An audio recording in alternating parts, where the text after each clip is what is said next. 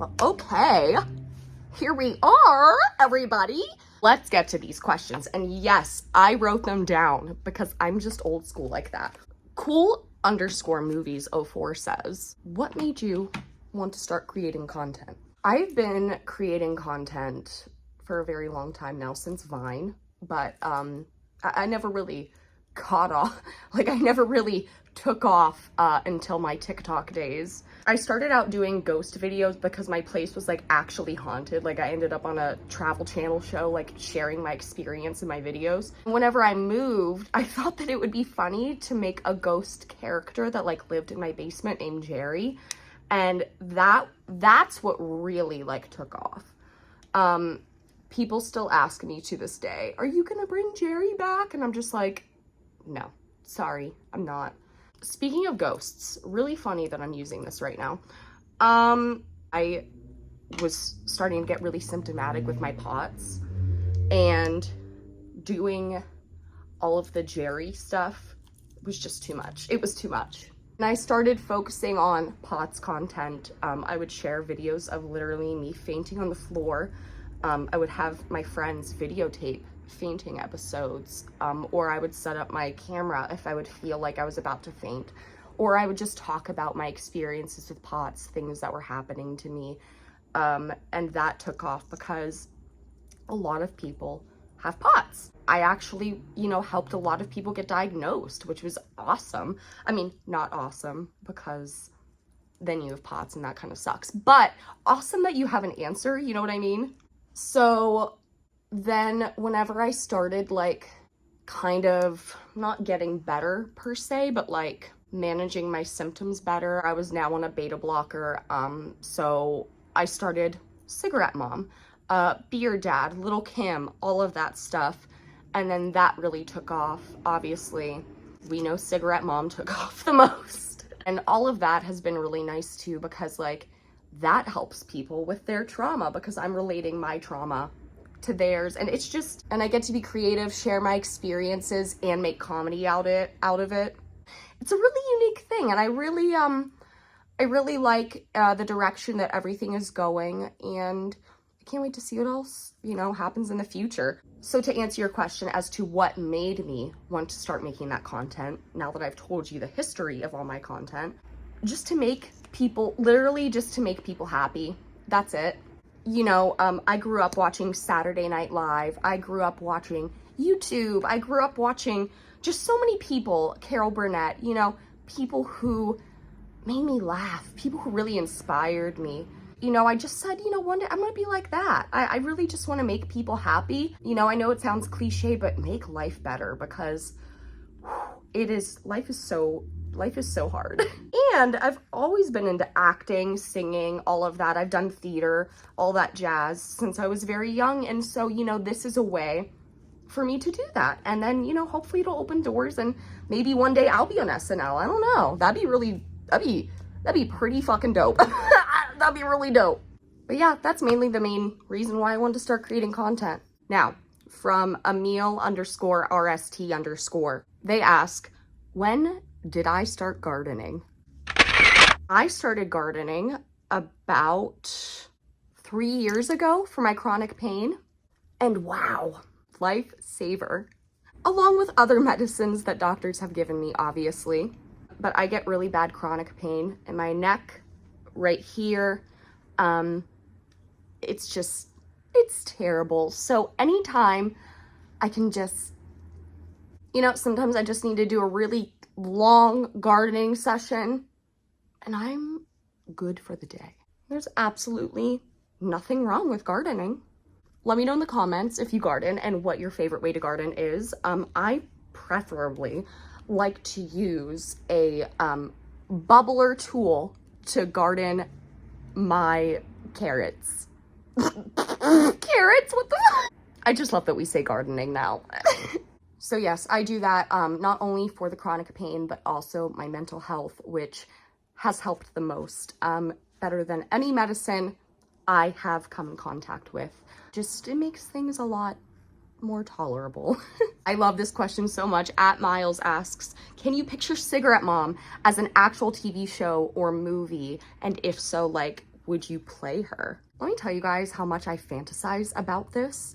Me playing my mom, but it would be more of a serious role. I would want it to be a movie, and I would want it to be more serious. It wouldn't be a whole lot of comedy. And I would just want it to be more of a biography of my childhood. Not that I think that I'm anybody special, but I would really like kind of, I think, the chance to show the more serious side of my childhood and how I grew up.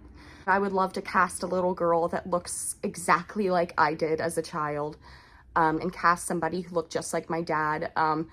And, you know, and then obviously I would play my mom, and I would try and make myself look as much as I can like her. The skits are my way of kind of handling it and bringing some joy to what happened, not only for me, but for other people. And I would love the opportunity to create a film that's a bit more serious. I would like to direct and then act in it, and write it. So maybe someday I would love to do that. Like I said, not that I think I'm anybody special, but you know, I think it's an important story to be told, and I think that a lot of people can relate to it, and I think it would pull a lot of heartstrings, and it would be a wonderful, wonderful project for me to work on. Makeup's done. Daisy, you gotta say to them, you gotta say, we'll be right back to answer more questions. All right, everybody, we'll be right back to answer more questions after this. That was amazing, Daisy. Good job. I need to get on fucking commercials or something. Hello, everyone. I am back, and I'm here to finish off the Q&A. I am so ready to not live on a main road anymore. I can't film. I cannot. It's like nearly impossible, or at least it feels like that. At new_metal_ash asks, how did you meet your wife? We met on TikTok. She has pots. I was making pots videos. She watched them. She reached out to a friend of mine who actually my mom worked with whenever I was a kid. It's such a long story. Anyway, Hannah and I met that way. Then she came out from California to Pennsylvania to visit me, and the rest is history. Hannah is literally just a gem of a human being, and I really don't know what I would do without her in my life. At Mall Cornbread asks, what is your favorite TV show? And I'm just gonna tell you what it is at the moment. ER. It is basically the medical show that came before Grey's Anatomy. And now that I've watched it, I'm seeing just about how much they took from ER. Miss Shonda, okay? I'm not saying like she outright copied, but I mean, it's interesting parallels. I'm just gonna say that. Hannah and I are almost done with season 1, and it is literally, it starts in like 1994, I believe, and it is just like, it's immaculate. I highly recommend watching it. Whew, this is a heavy question. At Magdalena Perry 28 asks, does having pots affect your career? Or has it affected your career? I will say it's kind of a silver lining because I'm able to do this, and I kind of came into doing this because it was really my only option, and because I wanted to, but I couldn't work a physical job anymore. Before I did this seriously, I was working at Olive Garden, and before that I was doing princess parties, and I physically couldn't do that anymore. I didn't know why though. I just knew I physically couldn't do it anymore. I was having trouble holding the trays. I would be in like a big gown and a wig and everything, and I would just be like a hot, sweaty mess, and I would be on the verge of passing out. And I didn't want to like pass out in front of children, so I quit doing that.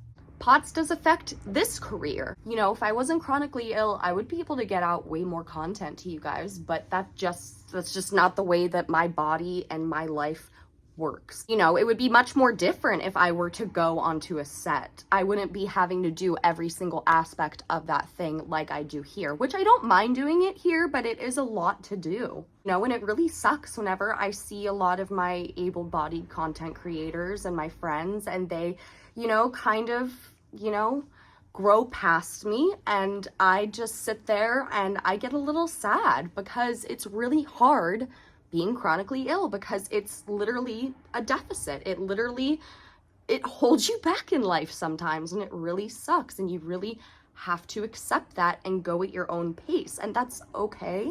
And it's really, really, really, really, really, really hard to accept sometimes. For me, it is, because I'm so envious of their energy. I'm envious that they have the energy to do these things and I don't. It's not fair.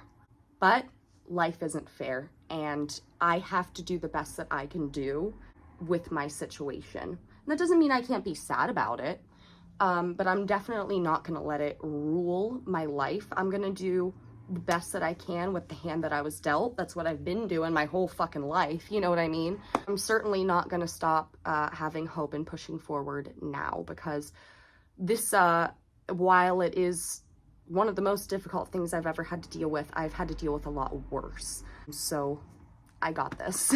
And I have a beautiful wife who has the same condition and can help relate to things, and you know, really helps keep me going. You know what I mean?